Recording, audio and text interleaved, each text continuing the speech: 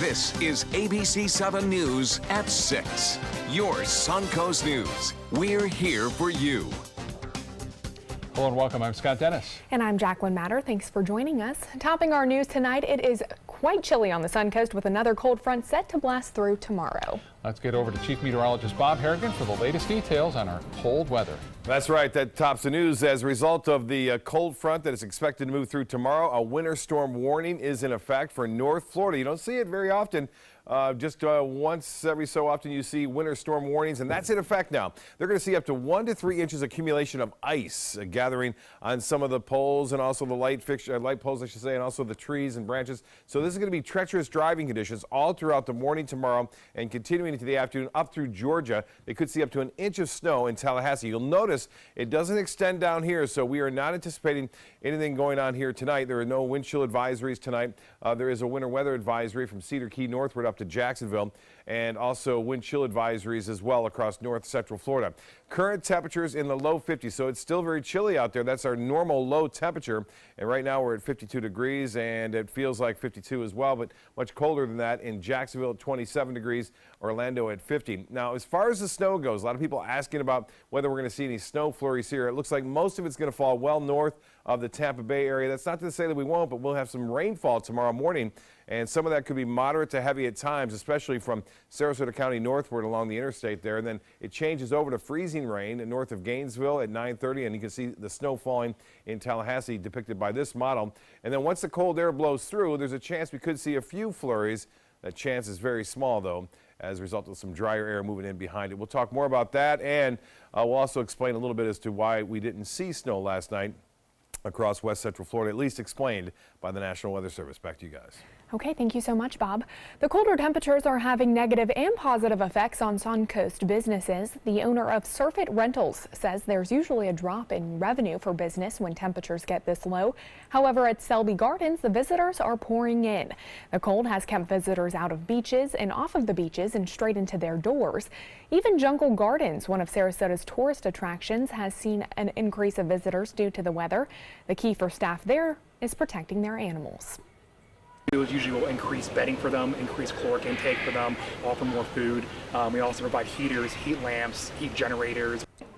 And although Jungle Gardens is protecting their animals, visitors are still able to interact with them. The cold weather isn't the only problem for beachgoers these days. Mote Marine Lab reporting moderate levels of red tide off Venice and Casperson beaches. The county has also put up signs warning beachgoers about the red tide. We talked to visitors at Casperson Beach today who said they weren't bothered by it. Apparently there's red tide up at Siesta Key. There were a few dead fish on the beach on Sunday. Although I haven't seen anything posted. Red tide can cause breathing problems for some people. Now to a follow-up on an arson investigation we first told you about last week. The Venice Police Department looking for the person that keeps setting cars on fire outside of a Venice business. ABC7's Christopher Brantley joins us with more details. Christopher? Well, good evening. The first fires were on Christmas night. There were actually 2 fires, only a couple of hours apart. Then, this past weekend, another fire. In total, 7 cars have met a fiery end. This is the result of the most recent fire in what is being investigated as arson. 3 cars were involved when we got there, and our worry, obviously, was the building itself. The flames were licking up on the building. You can see some of the damage. The Venice Fire Department worries what could happen if the fire spreads inside. Acetylene torches, paint thinners, all those resins for upholstery, all very, very dangerous. With several businesses all in the same building, many expressed concern, but the ones we spoke to worried about retribution for doing a TV interview. The Venice Police Department says they have interviewed a suspect. Targeting the same person over and over again, there must be something they're either very mad about or something they're trying to resolve. What we don't know is if it's just one person or multiple people. Are we looking at some sort of serial arsonist right now? I don't know if I classify it as serial arsonist. Typically, in my mind, I look at a serial crime or serial arsonist as someone who goes after multiple different victims in multiple different locations. While the investigation continues, the fire department says each time they have to respond, their firefighters are put in harm's way. We don't know if something's burning in the trunk, something was placed in the trunk, if he's coming after us, or is he just, bent on burning down the business. We do know that the suspect is a male. What we do not know is if there are multiple people involved. No charges have yet been filed. We will continue following this as the story unfolds. Live in Venice, Christopher Brantley, ABC7, your Suncoast News. Christopher, thank you. Punta Gorda welcoming its first female police chief today. Pamela Davis replaces former Chief Tom Lewis. He was found not guilty of culpable negligence in the 2016 accidental death of a woman shot at a Citizens Police Academy training exercise, but was still fired by the city. During Davis's first 30 to 90 days, she plans to assess the entire department from leadership to policies, training, and focusing on community policing. Davis wants officers to increase their exposure, attending community meetings, and getting to know residents. 18 states across the country implemented minimum wage hikes on January 1st, and Florida is one of them. But as ABC7's Bobeth Yates tells us, the wage increase is being met with mixed feelings. Yes, minimum wage has been is going up 15 cents, and now some are saying that is just too little to bridge the gap of the low income. I think it's a good start, but we have to try to do a little bit more than that. That was the sentiment echoed by every person ABC7 randomly stopped to get opinion about the minimum wage increase that went into effect on January 1st. As a worker who is definitely making a minimum wage himself, I think it is definitely an achievement. 18 states across the country implemented minimum wage increases. In the state of Florida, that increase is 15 cents, moving the current minimum wage up to $8.25 an hour, a change that financial advisor Richard Stern says may have little impact. I don't think 15 cents an hour is going to mean a lot to the employer or the employee, and frankly, if it were to Florida statute, I don't think it would happen at all. Bottom line is the state of Florida mandates that the increase in the consumer price index match the increase in the minimum wage. So that's the reason that Florida is going to $8.25. This year's consumer price index calculations led to a 1.84% increase, and the equivalent 15 cents hourly increase would mean full-time minimum wage workers would earn about $300 extra a year. I think any time that you can increase the minimum wage, it should be done. Other states, the minimum wages are definitely higher. So if Florida could get to match those other states, that'd be great. But every little bit counts. Now, in addition to the 15-cent increase, there are some who say the minimum wage should be matched to the living wage, which is $15 an hour. But critics say that move of $15 minimum wage would negatively impact small businesses. Back to you. All right, Bobeth, thank you so much. Still to come in your Suncoast News tonight, the Miss America organization making changes after multiple board members were forced to step down. And President Trump returning to work to address anti-government protests unfolding in Iran, while the president says he is supportive of those efforts. Northland Outdoors is about so much more than the biggest fish or the hottest hunting spots.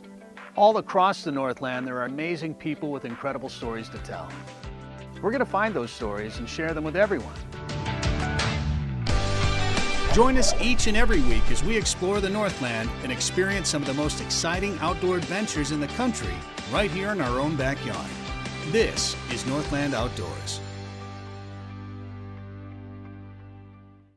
My name is Stephen Campagna. We're Ben Gates and Dramus, and here is your law tip of the week. If you've been injured in a car accident, the state of Florida only gives you a specific amount of time to file a claim. So act now, give us a call.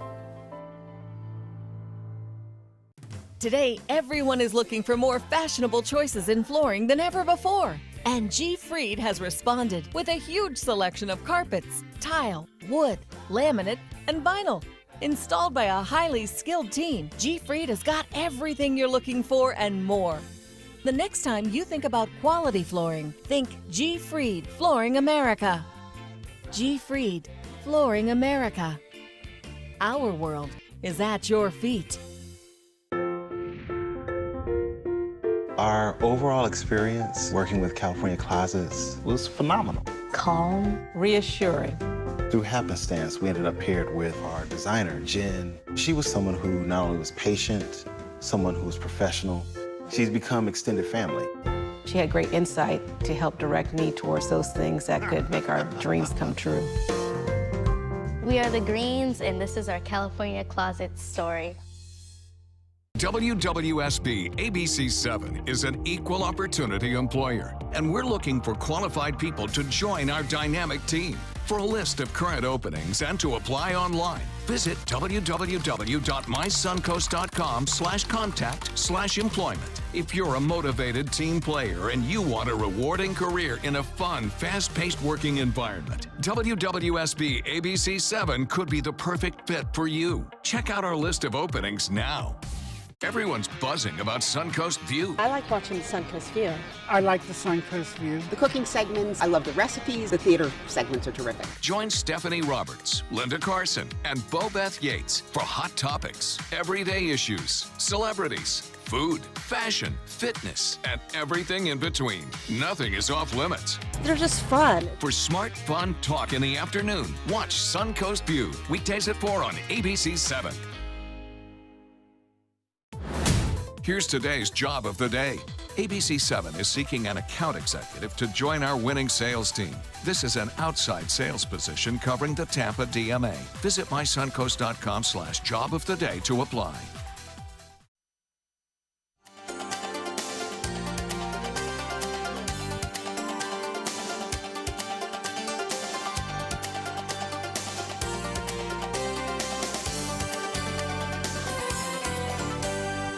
The Miss America organization making some major changes to start off the new year. Last month, a former pageant executive came forward with sexist emails sent by the organization's chairman, Sam Haskell.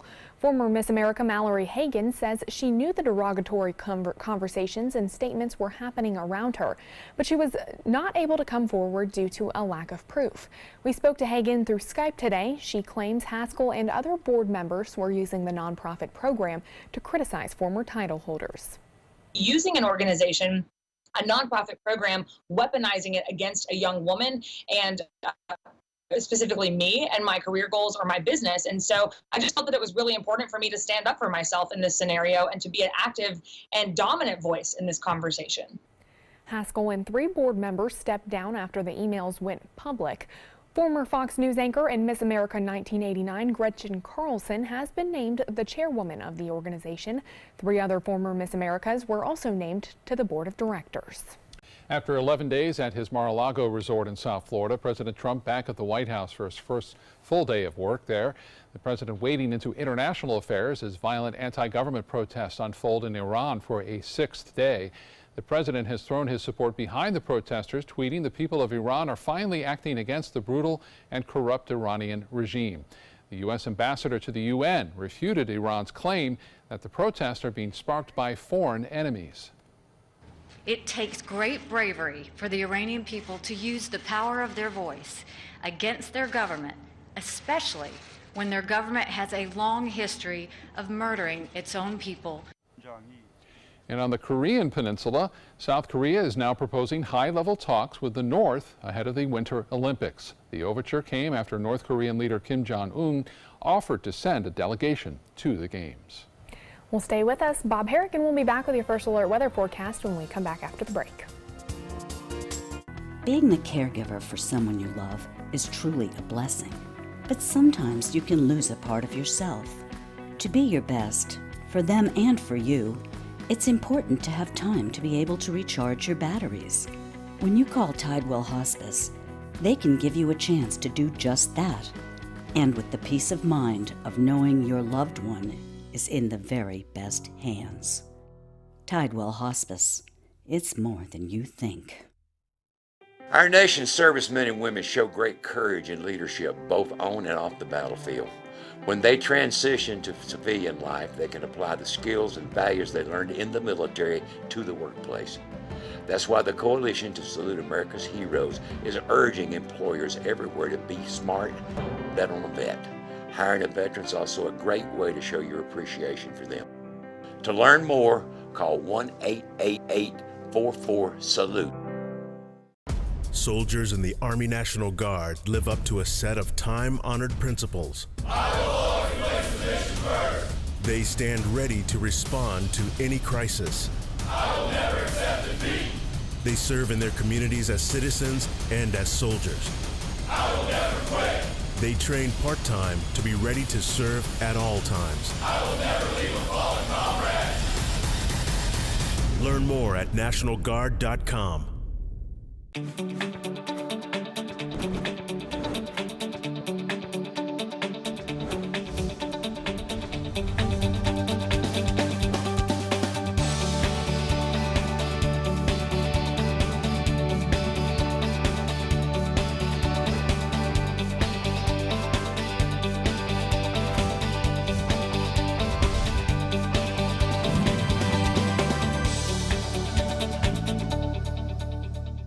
Tonight on ABC7 News at 7.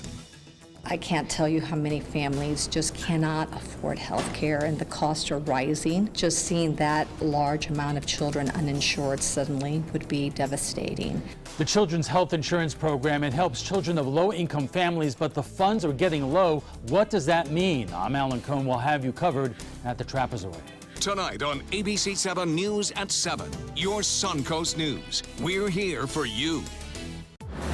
Here's today's job of the day. ABC7 is seeking an experienced broadcast engineer to provide technical support for all broadcast equipment. TV broadcast background required. Visit mysuncoast.com/job of the day to apply. Don't know. We're just talking about the snow right now. Reported snow. Yeah, reported snow. We've been getting a lot of. I've been putting them on my Facebook page too. WWSB Chief Meteorologist Bob Harrigan, and thousands of hits because the video looks so true that the snow was falling.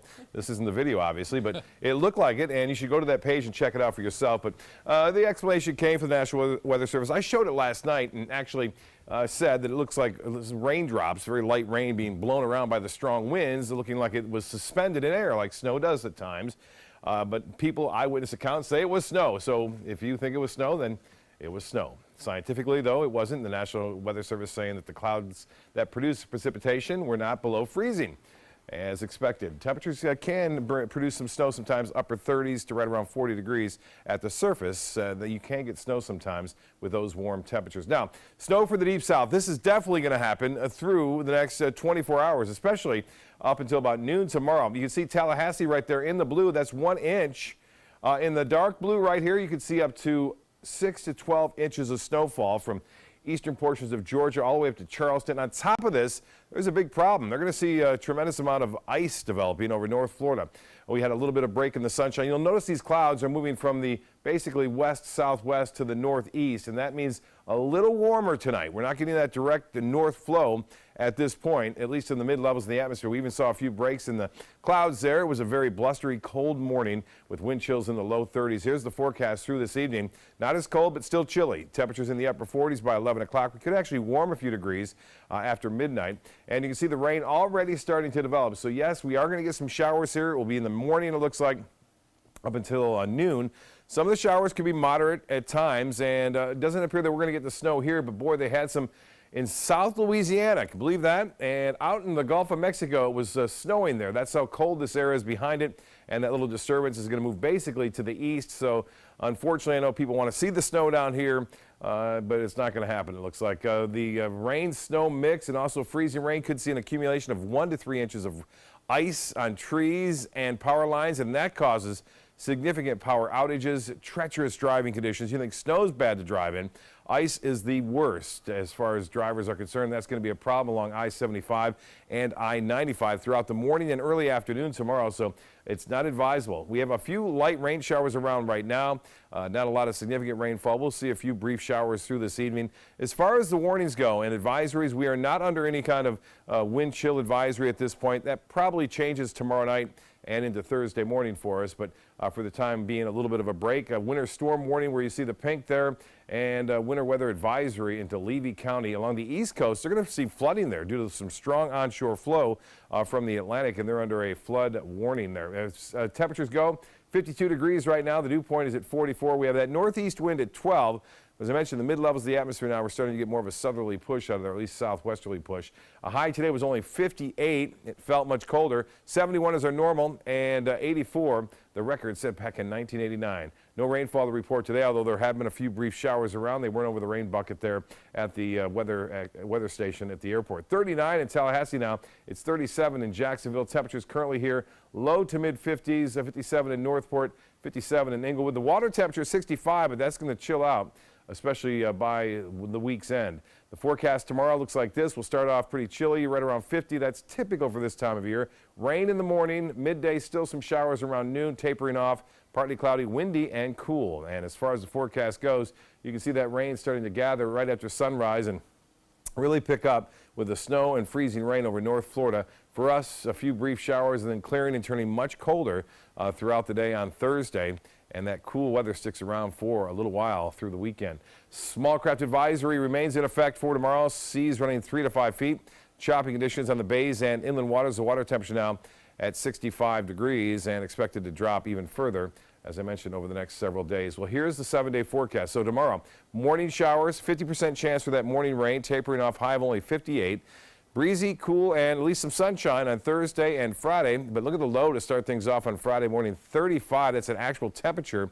And we could see some freezing temperatures on Saturday morning in our inland counties, and then temperatures start to warm up. So Sunday, here we come, 70, and we're back at it on Monday into the mid-70s. Linda?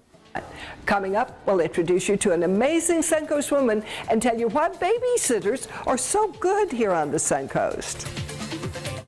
For your plumbing, electrical, or air conditioning, and services is qualified, and service calls are free. And services.com, AND services.com. There's nothing like this trail in Alabama. It just goes from the northern part of the state to the southern part of the state.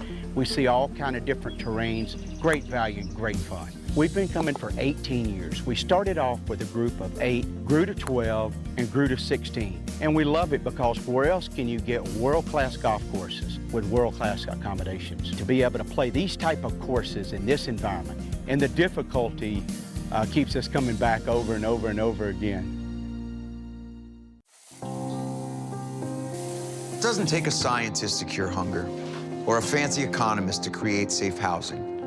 It takes imagination, creativity, sweat equity. When I think of kids going to school hungry, hunger, homelessness, in this land of plenty, seriously? Come on, we could fix this. Help out, or don't. The choice is yours.